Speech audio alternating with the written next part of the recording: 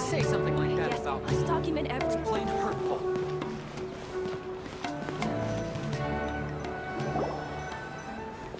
Hello! Are you Rohawi? Yes, that's me. Can I help you? Great! You see, Tainari sent us here and... What? Tainari? Please, there's no need to say anything, really. Sure, I admit that the article I published last month wasn't my best work, and maybe the data didn't produce the most convincing results, but... Here! This is a letter from Tainari! Oh, let me see. Oh! Ooh, what a relief. You two nearly scared the life out of me. So you two just have some questions for me? Seems even Tainari acknowledges my innate ability for procuring information. So, what is it you two would like to know? We want to meet with Lesser Lord Kusanali. Do you know a way we can do that? You mean you want to meet the Dendro Archon herself? This isn't exactly my area of expertise, but let me see what I can find in the Akasha.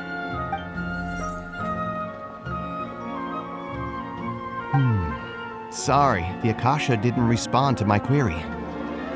What? You too? But what about your abilities for getting information and all that? Paimon was sure you'd be able to access more info than we did. Well, as I said, this isn't my area of expertise. I am but a lowly researcher, so the Akasha doesn't see a need for me to know more about the Dendro Archon. All I know is that ever since Lesser Lord Kusanali returned to Sumeru, she's never left the Sanctuary of Sorasthana or made a public appearance. Huh. Didn't expect her to be such a mysterious figure. The Dendro Archon is somewhat of a recluse.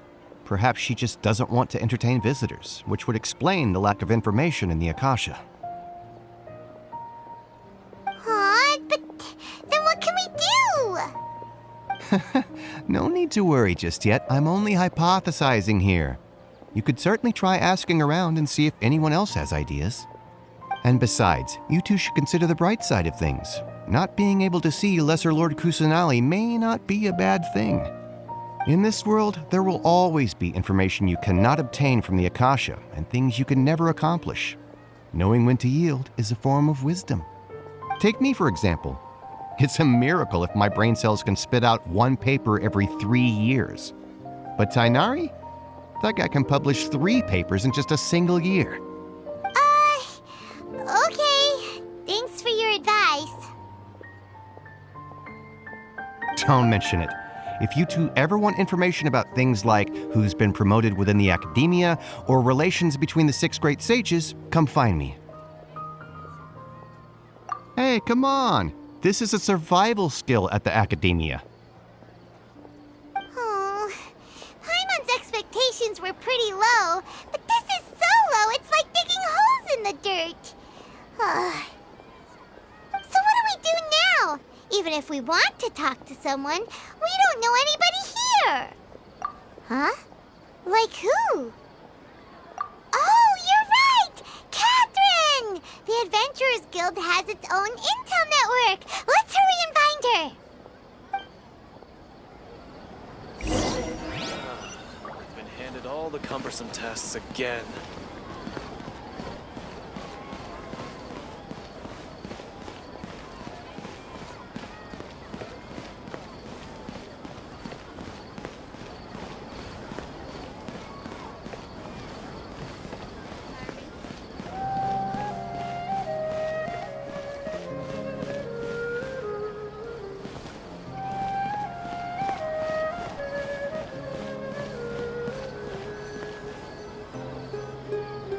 Ad Astra Abyssask.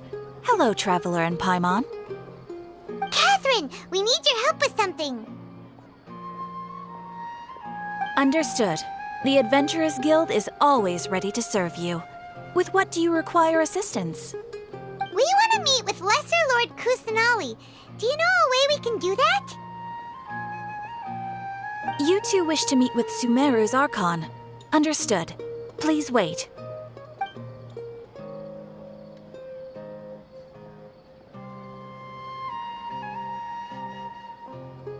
I apologize, but I am unable to call up any relevant information in the Akasha. I'm also unable to locate any pertinent information in my personal memory. Aw, another dead end. Well, if Catherine can't help us, then we really don't know anyone else to ask now. Please do not worry. I may know of someone who can help you two. In Sumeru, the Adventurers Guild does not serve as the vanguard of information. Rather, there are numerous active mercenary groups collectively known as the Eremites. They take on various contracts and work all across Sumeru, so they naturally accrue intelligence. An Eremite brigade called the Corps of 30 is in charge of Sumeru City's defenses. Not only are they the oldest brigade, but they are responsible for managing and coordinating the affairs of all other mercenary brigades. Corps of 30? What a weird name.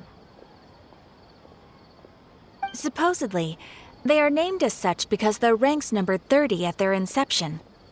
Asfand, an advisor with the Corps of 30, maintains good relations with the Adventurers Guild. Though he's already retired, he and his words carry great weight within mercenary circles. If you'd like to get in contact with him, you can find him at the Corps of 30's headquarters, the Citadel of Rexar. You're welcome. I wish you two the best of luck. We look forward to your exploits in Sumeru. All right, off to the Citadel of Rexar we go!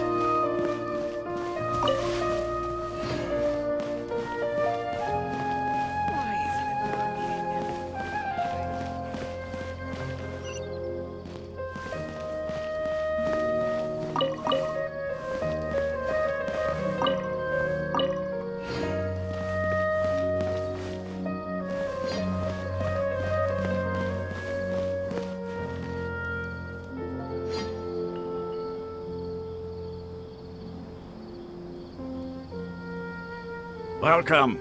The Adventurers Guild told me to expect you two. It's nice to meet you, Asfand. We'd like to ask you about something.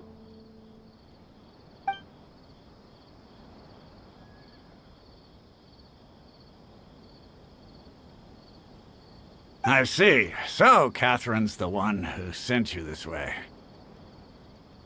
Ha! It's true that the Eremites' network is vast, but even I can't help you meet the Dendro Archon. Wait, seriously? That's it? Afraid so. The Eremites aren't terribly religious, so we don't know much about divinities. As far as the Akasha goes, we can access even less than you. We originally came from the desert. The gods there died off long ago. Since those days, we've used our own two hands to carve out a living. We don't beg gods for their aid. It isn't just us, though. If you ask me, I think most in Sumeru aren't interested in Lesser Lord Kusanali. Oh? Why's that? Just take the Academia, for example. They're the ones who truly rule Sumeru. Although they believe in gods, most of them only care for the late greater Lord Rugadavada. In their eyes, she was the one who founded Sumeru and gifted us with the Akasha. Lesser Lord Kusanali just happened to inherit her legacy. Because of the Academia's influence, most citizens are more familiar with Greater Lord Rukkhadevada and hold her in greater esteem. Not to mention that Lesser Lord Kusanali never makes an appearance, and the Academia never announces anything about her. As far as the people of Sumeru are concerned, she's just a god that exists. And that's all. Really? Aw. After hearing all of that, Paimon sort of feels bad for Lesser Lord Kusanali. Ha! But who knows? We're all just guessing when it comes down to it. Besides, I'm sure the God of Wisdom doesn't worry about her reputation among people like us. All right. Well, thanks for the info, Osfond. No problem. Always happy to help out the Adventurers Guild.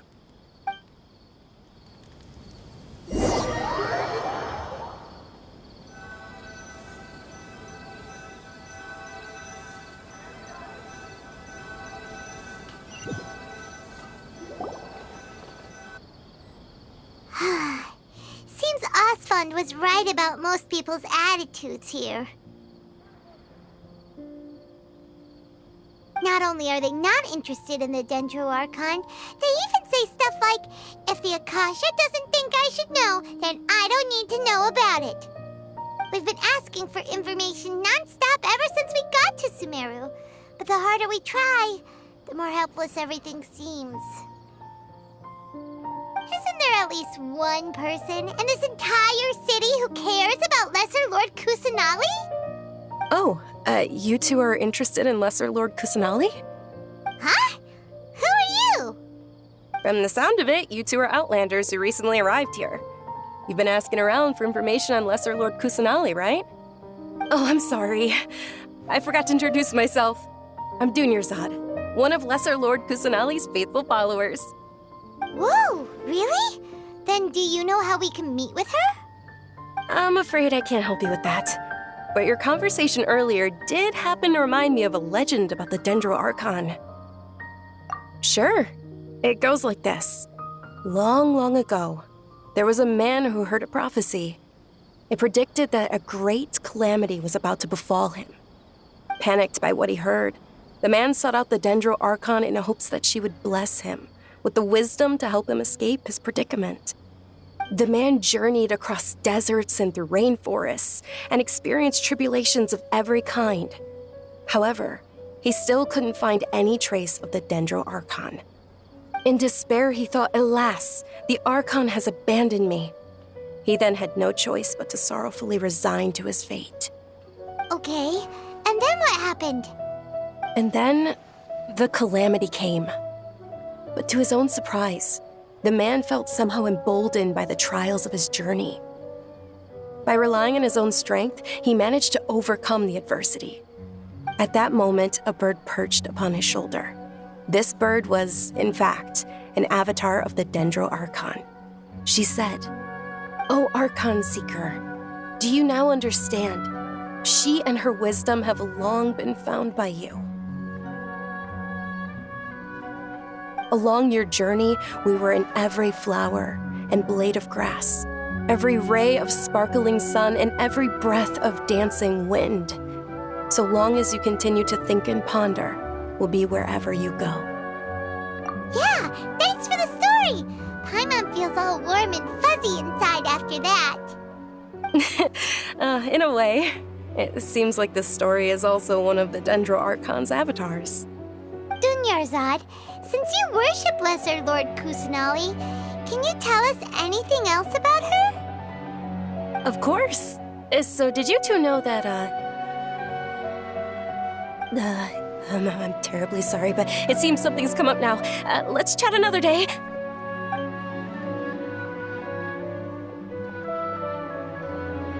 Hey, wait! What the heck just happened? It looks like they're searching for someone. Dunyarzad was acting super nervous just now. You think they're looking for her? This stinks!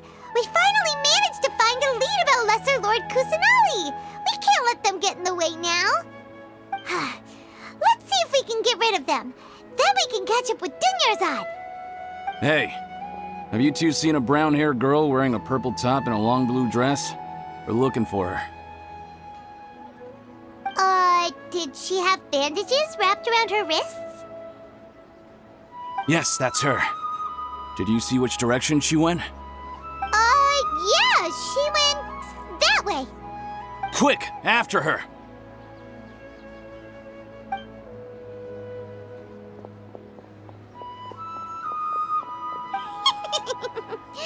That should keep him busy for a while.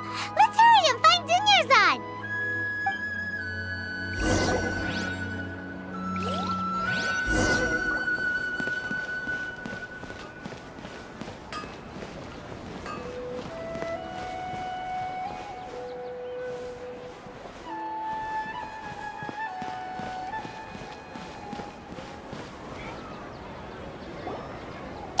Dunyarzad, we thought you might have been long gone by now. Oh, it's you two. Oh, you startled me there. You can relax now. We threw those people looking for you off the trail. Really? Thank you so much. Unfortunately, I believe there's still more of them out there looking for me. Uh-oh, looks like there's some coming this way. Huh? More of them? Then what are we standing here for? Run! No, wait, my body isn't in the best shape. It's difficult for me to run. Okay, sounds good. There's a tavern on the other side of the port we can go to. They probably wouldn't expect me to hide in a place like that. All right, let's move out. Stay behind us. We'll keep an eye out for anyone looking for you.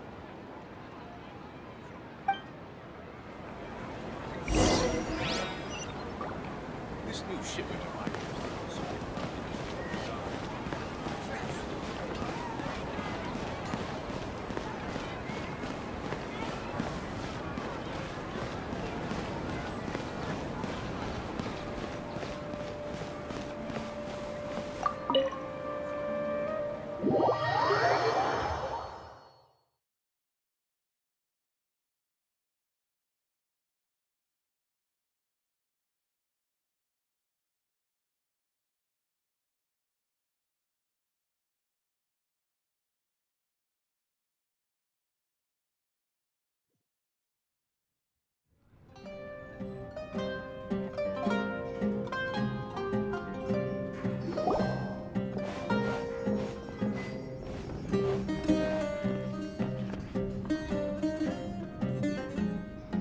We made it. Oh, they shouldn't be able to find us now. Wait! Stand down, Dia!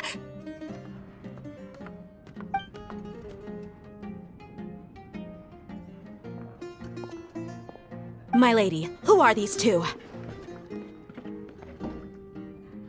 They're travelers that I met on the street just a moment ago.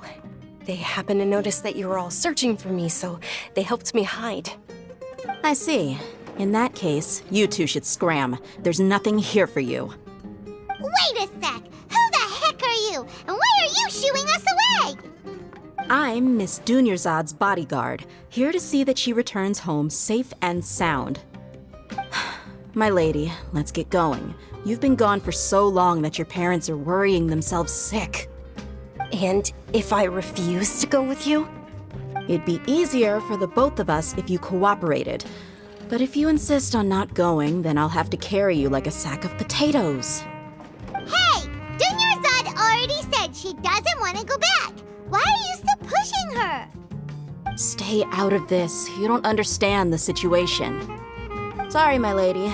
Even though I'm your bodyguard, your parents are my employers. I have to answer to them. How much? Wait, what? How much more do I have to pay you to become your employer? So you never listen to my parents ever again. Double? A triple? Give me some time and I'll get that much. My lady, this isn't about Mora. I don't know what you think of us Eremites, but let me say this. I like Mora, but I'll never go against my principles. That's why I'm here looking for you. Sure, it's an order from my employer, but my conscience was also telling me it's the right thing to do. And knowing your health, carelessly running around like this is gonna hurt ya. For the sake of those who love you, don't be stubborn. No, you're wrong. I'm aware of my limits, and I know what I'm doing. Honestly, the only people being stubborn right now are my parents.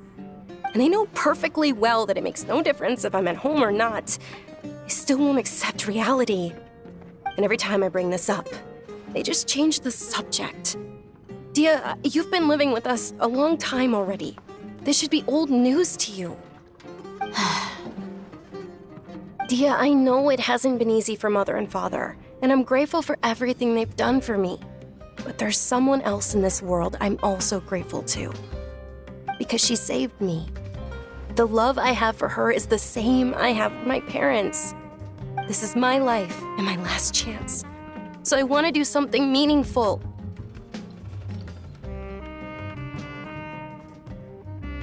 My lady, are you sure what you're doing now is meaningful? Yes, I'm sure. At least, it is to me. Fine, I won't ask you to return home anymore. But let me make something very clear. I'm only doing this because I respect your determination, not because I agree with you. Thank you, Dia. Sorry for being so rude just now. My nerves were acting up. And I even brought up your payment in such an offensive way. Don't worry about it, my lady.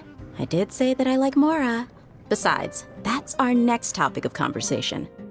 Today's little excursion caused such a ruckus that every single bodyguard at the estate was deployed. It wouldn't be easy to hide things from your old man. Since this definitely won't be your last escapade, here's a little tip. You should at least make it look like your room and things are still in order when you leave. Also, you'll need someone to cover you for when you're out and about. So, I'll let you hire me, my lady. This way, everyone wins. As for the pay, let's say half of what your father pays me. We can settle the bill when we return to the estate. Okay, deal. Yay! Looks like they've reached an understanding.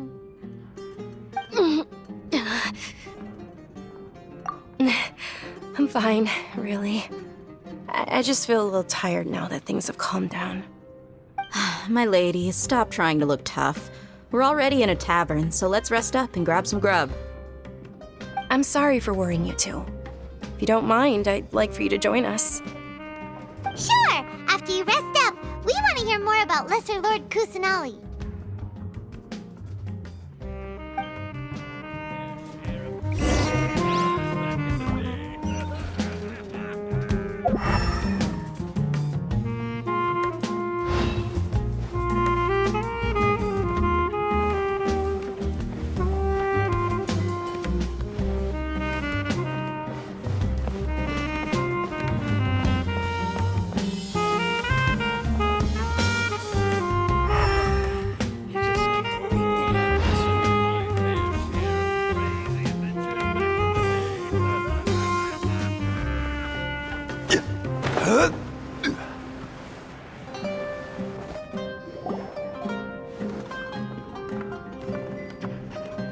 Ha! Well, if it isn't Dia, haven't seen you in nearly half a year.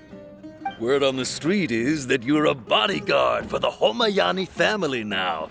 Ha! Don't you find that kind of work boring? Nah, you get used to it. How about a menu over here?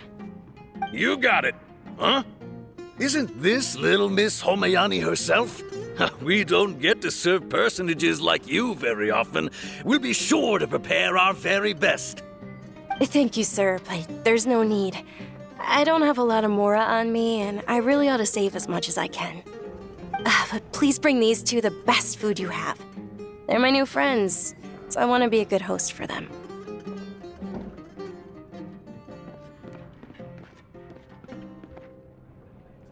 Wait, we're paying for ourselves now? Aw, Paimon kinda wanted to try something fancy, but we aren't exactly loaded. Guess Paimon will settle for something ordinary. How about our coconut charcoal cakes? They're our signature snack, and they run cheap. Look, Other customers over there are eating some now. They look kind of burnt and dry. Paimon will pass.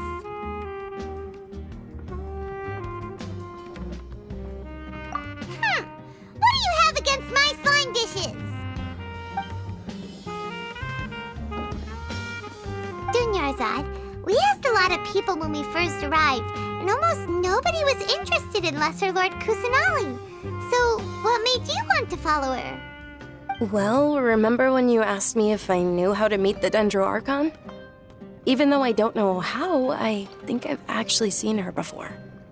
Huh? Really? Yes, it was when I was a child. At the time, my illness had kept me bedridden for the better part of a year. I was stuck inside and couldn't make any friends, and my parents did their best to find treatments for me. But even then, the Akasha didn't have any helpful information. My younger self no longer had any hopes or dreams. One flare-up was so bad that I was in a semi-conscious state for several days. Then one night, I woke up alone in my room. I was terrified. My body was paralyzed. Even if I cried, there was no sound.